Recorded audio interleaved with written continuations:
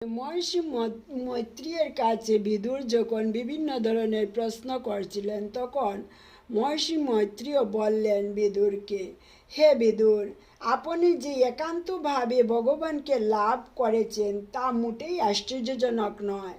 কেননা আপনি মহর্ষি বেদব্যাসের বীর্য থেকে জন্মগ্রহণ করেছেন। আমি জানি যে আপনি পূর্বজন্মে প্রজা সংহারক যম ছিলেন। মাণ্ডব্য মুনির অভিশাপে বিচিত্র বীর্যের বাহ্যস্বরূপে গৃহীতা দাসীর গর্ভে সত্যবতী পুত্র ব্যাসদেবের বীর্যে আপনি জন্মগ্রহণ করেছেন।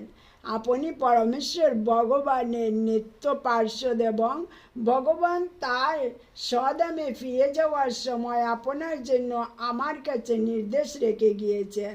তাই আমি আপনার কাছে ভগবান কিভাবে এই জগতে সৃষ্টি, পালন ও সংহারের জন্য এই অন্তরঙ্গা শক্তি বিস্তার করে লীলাবিলাস করেন তা একে একে বর্ণনা করব। জয় শ্রী রাধে।